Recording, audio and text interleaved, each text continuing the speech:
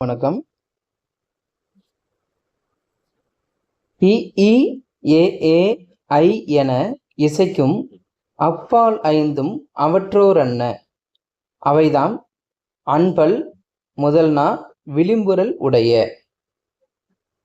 அப்ப இந்த 4 எழுத்துக்கள் இ ஈ ஏ ஏ அப்புறம் ஐ, இதையும் சேர்த்தா 5.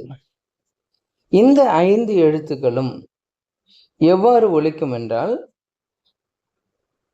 அவற்றோரன்ன முன்பு ஆ ஆ என்கின்ற 2 எழுத்துக்களுக்கு அங்காந்து ஏலம் சொன்னிருந்தார் இல்லைங்களா, அதே அடிப்படையில தான் இந்த ஒலிகளும் பிறக்கும். இங்க சொல்லியிருக்காங்க, அவற்றோர் அன்ன மேற்கூறிய அகர ஆகாரங்கள் போல அங்காந்து சொல்ல பிறக்கும். அதற்கு அடுத்தது, அப்போ எப்படி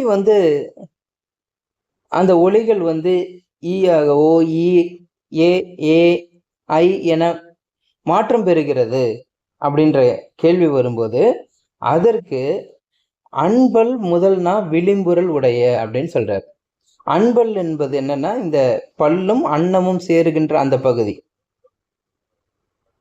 முதல்னா அப்படின்னு எதுனா இதுதான் முதல்னா, இது இல்லை, இது கிடையாது, இதுதான் இவரு முதல்னான்னு சொல்றாரு. அப்ப அந்த கழுத்திலிருந்து அடுத்து இருக்கின்ற நாக்கு தொடங்குகின்ற அந்த பகுதி இருக்கு இல்லையா, அதுதான் முதல்னா.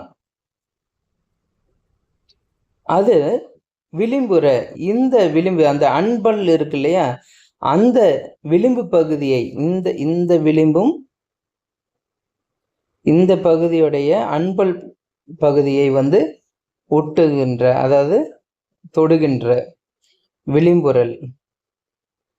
பல்லினது அணிய இடத்தினை நாவினது அடியின் விளிம்பு சென்று உறுதலை உடைய.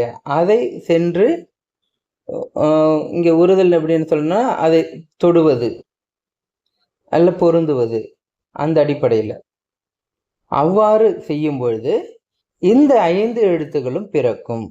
இ ஏ ஏ ஐ.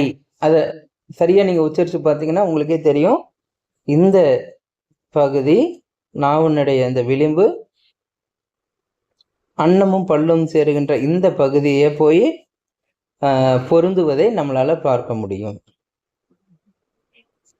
அப்போ இது ஒரு பகுதி, அப்புறம் அதுக்கு அடுத்தது இதை இடை பகுதி, இதை ஒரு நுனி பகுதி. இந்த அடிப்படையில் பிரிச்சுக்கலாம். 1 2 3. ஏன் இதை சொல்றோம் அப்படின்னா, அடுத்த எழுத்துக்களுக்கு இந்த பகுதிகள் எல்லாம் பயன்படும், அதுக்காக சொல்றேன். இப்போ புரிஞ்சிருக்குன்னு நினைக்கிறேன். அதே அங்காந்து ஏலும் ஆக சொன்ன அதே நிலைதான். ஆனா எழுத்துக்களுக்கு ஏற்ப, இந்த 5 எழுத்துக்களுக்கும் ஏற்ப அன்பல் முதல்னா விளிம்புறல் உடைய அப்படின்னு சொல்றாரு. எளிமையான நூற்பா. நன்றி, வணக்கம்.